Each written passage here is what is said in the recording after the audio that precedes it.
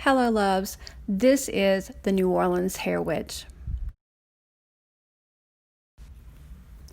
I am very excited to be bringing you my class, The Sorcery of Lunar Tresses, Lunar Hair Magic for Living a Charmed Life. Welcome to our journey, welcome to our class, and welcome to Pagan Pride Day 2020. Let's get started.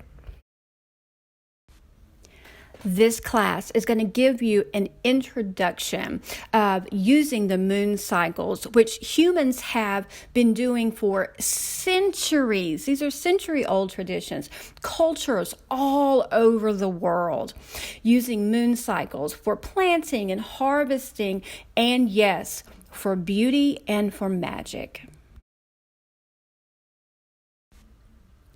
Just like my hair tools that you see on the screen right now, lunar hair care and hair magic is just another tool to put in your tool belt of spiritual practices.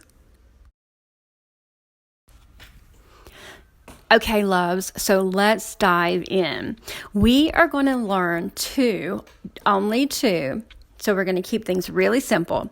2 easy ways to work with lunar hair magic. So the first one, we're going to sync or resync ourselves to the lunar hair care cycles. So that's just the moon phases. I think one of the many lessons that we have learned from quarantine is that we truly have become disconnected with just Mother Nature and how healing she is and how important it is to really tune in, sink in to her cycles and use those in our life. Okay, number 2, we are actually going to use our own hair, and I'm going to give you examples, our own hair and the lunar calendar itself as a tool to manifest your desires. So what does that mean? We're going to take our hair, we're going to look at the lunar calendar, and we're going to put practices in place for your spell work.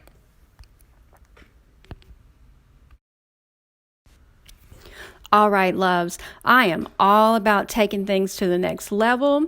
Go big or go home. You're rare. You're magic, honey. Leave that mediocre shit alone. So we are going to use this lunar hair care knowledge to our advantage and to get an edge in our spell work. Ooh, loves, I just went real old school on y'all. This is the Old Farmer's Almanac since 1818. I did not know that it had been around that long. But this is where we start talking about getting in sync or resyncing yourself to lunar cycles. The Old Farmer's Almanac has a lunar calendar in it. And we're not just talking about the best time to start your garden. No, it actually will tell you the best days for health and beauty. So what's the best day to cut your hair? What's the best day to color your hair? Or when should you not do those things? Okay, so the Farmer's Almanac is, of course, online like everything nowadays. We don't even have to, ask our grandparents if we can borrow their copy. And if you go to Amazon, there are even some books that you can get. Just download them to your Kindle or your phone, and you'll have the calendar right there in the palm of your hands. It's absolutely amazing, the resources that are out there once you start going down the rabbit hole. One of my favorite websites is rhythmofnature.net. You can just plug in your time zone, and it'll tell you not only what moon phase we're in for that day, but it'll also tell you the zodiac sign for the moon. And that will, as you become more advanced, you'll learn that will also affect what health and beauty services and treatments that you may or may not want to do. There is an app for that. There's always an app for that, y'all. There's even an app for hair care. So just go to your app store, your Play Store, Google, Android, and just search, and you'll see tons of them. I've got one on my phone. Quick reference when clients come in and want to ask me. Actually, what's really interesting, I'm going to digress for a second. What's really interesting is when clients will come in that I know they have a very strong spiritual practice, or they're practitioners, and they want to do something to their hair. It almost always lines up with what's going on in the lunar calendar that day. And I'm actually going to show you an example of that later on. Here is the cutest little infographic about beauty treatments, hair treatments during the moon phases. So now we're starting to get into some nitty-gritty information.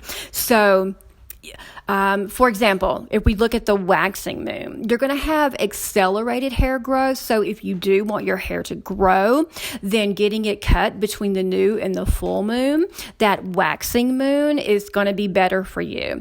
If you want your hair to grow slower, which you may think, why the hell would I want my hair to grow slower? That doesn't make any sense, Kathryn. Well, actually it does. If you've got short hair, or really thick hair, you want your haircut to keep its shape longer. So get it cut during the waning or even the new moon. During the full moon, I like to tell people, let it all go. You want some big transformation, go big or go home, remember. You want some big transformation, or you just want some wild styles. Perfect time to channel those things. During the new moon, you may want to keep things close. You may want to do a more controlled style. This is a time not to make any big decisions about your hair, okay? Now, I would not be the New Orleans hair witch and a rune reader if I did not throw in some runes at this point. So getting in sync with the lunar cycle for our hair care, our beauty care, reminds me of the runes Jera and the rune Lagu. So Jera, harvest cycles for the year, growing, planting, also Lagus, all of that fabulous water and being in the flow. So you can see how being in sync with Mother Nature, being in sync with the lunar cycle, we just embody those two runes. So you may want to think about those runes as you are getting in sync and maybe adapting these practices to your hair and beauty routines. Now let's put into practice what we have been discussing. So here are two examples, two fabulous clients, although I think I say that about all of y'all. I love my clients so much. Okay, so the picture that you see here, that's me and Miss Mary. Actually, that's just the top of her head. I'm so sorry, Mary. Okay, but Mary was getting her hair color touched up that day. If you look on her lunar hair care calendar, it says that today's a great day for getting her hair color done. Also, it's a great day for choosing colors that are in shades of gold. It's going to attract success and prosperity for her. Just so happens, that's what we were doing. We were touching up her hair color, her blonde hair color that she likes to keep a gold tone. So perfect day for her to do that. My next guest, Mr. Sean, as you can see, he was warning everyone that he was about to do a massive transformation, and he did. Sean is a really good example of how you can be in sync with the lunar calendar and not even know it. So I mentioned earlier that I have noticed that people that have a very strong spiritual practice, they tend to already be in sync thinking or already feeling what is best for them when it comes to their hair and beauty treatments without even having to look at the lunar calendar. And it just so happened when he came in that day that it was a very good day for transformation. Just like Steele, my doggy, is looking at you right now. Look it, Linda, look it. I want you to pay close attention to your lunar calendar the next time you make a hair appointment. However, do not spaz out. Do not stress out. If your schedule won't allow it, remember, intention is everything. Let us pause right now for a message from our sponsors. The New Orleans hairstylist would like to let all the racists out there know, we will cut you. All right, loves, this is when we pull out the big tools. Part number 2, when we actually start putting this into practice in our spiritual, our magical work, because you know what? We are busy. We don't care what people think of us. We've got magical shit to do. Remember when I said that hair magic was a tool? So I'm referencing, look again at the tools, all those tools that I have on my station at the salon. Hair magic is a tool, falls under the umbrella of glamour magic. It is a tool in your tool belt, your magical arsenal to get you what the hell you want. I'm about to give you some examples of how to use and be creative with this, you guys, of how to use the moon phase correspondence, magical correspondence in your spell work. I'm not going to go into all of the moon phases and what they mean right now. Most of us already know that, and it's too easy to look up. So I'm just going to touch on a few just to give you some examples so that you can get your magical juices flowing. Okay, so let's say that you need to go in. You want to go in for a haircut, okay? So you've got this hair on the floor, and then stop. Hair on the floor. Stop! Do not let the hairstylist sweep up that hair. What you want to do is you want to keep that and use it to make yourself a voodoo doll, or what I like to call a charm doll or a hair magic doll. I like to call the spirit dolls, every culture has had them, you guys. I like to call the spirit dolls, the hair magic dolls, a simple vision board, because that's what it really is. It is a doll that is your vision board. Decorate it however you want to, that is in alignment with what you are trying to manifest, what your intentions are. So figure out exactly what your intention is, what you're wanting to manifest, and match that up with what the moon phase is when you go in to get your haircut. So this will be perfect for letting the old you go, for maybe broken relationships, getting rid of that stagnant energy, going into a new direction, manifesting something new, out with the old, in with the new, and using your hair in that spirit doll. I've got an image up on the screen right now of where I made a YouTube video of how to create your spirit doll. So y'all, please forgive me. I couldn't figure out how to make a link in the video, but you can just look it up on YouTube and just watch the video for instructions. Another very powerful practice is a spiritual bath. I'm sure my water signs, my Cancer, Pisces, and Scorpios, Team Scorpio, whoop whoop. Okay, I know you guys out there are eating this one up. Spiritual bath. Don't forget to shampoo your friggin' hair. A lot of people will look over that when they're doing a spiritual bath. I have given some pictures of dreadlocks for you guys because dreadlocks are an extreme example of how hair will hold on to energy. Hair will hold on to things. So when you're doing your spiritual bath, do not forget to shampoo your hair.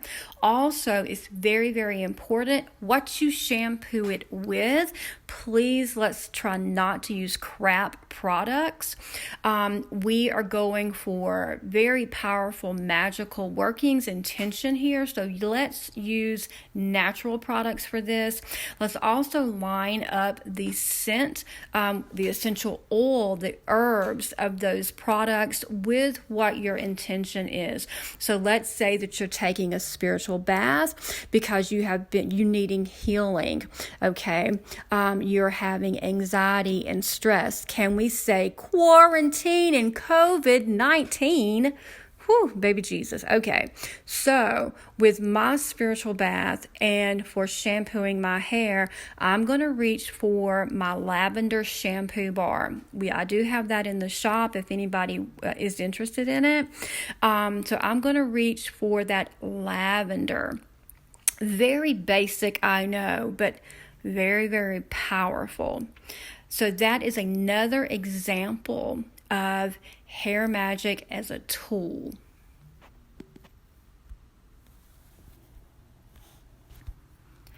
Of course, we have to talk about hair color when we talk about hair magic, because hair color is very powerful in its own right.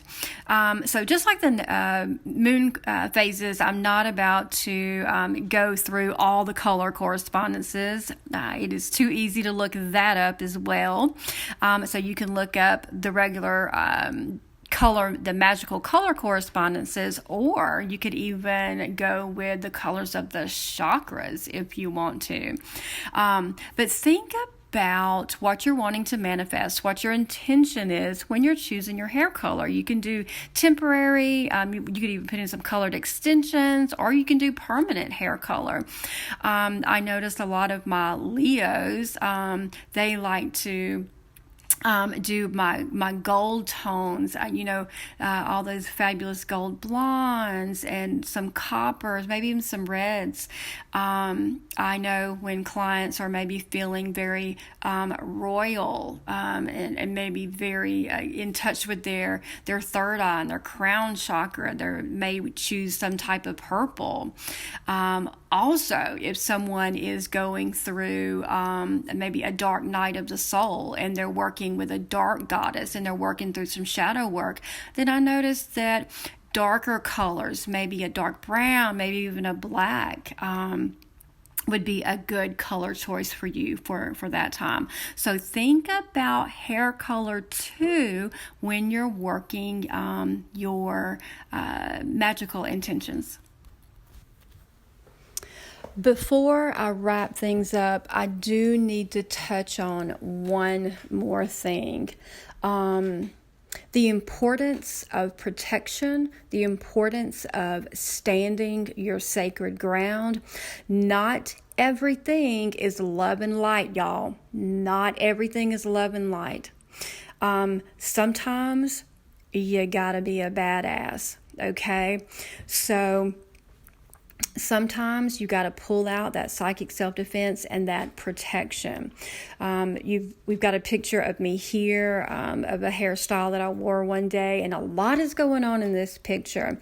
I have my hair is tied up, my hair is braided up. I actually have Florida water sprayed all in my hair to really cleanse my mind, to set my spirit, to get my mind in the right place. I have a scarf that I use for protection work. My hair is braided up. I'm all tied up to keep my energy close to me. A helmet of protection. My crown chakra is very protected in that style. Also, I have a flower in my hair that is a form of ancestor veneration for me. So I'm giving an offering, and I'm also calling on my ancestors to have my back that day. Okay. So yes, hair magic can sometimes get fierce.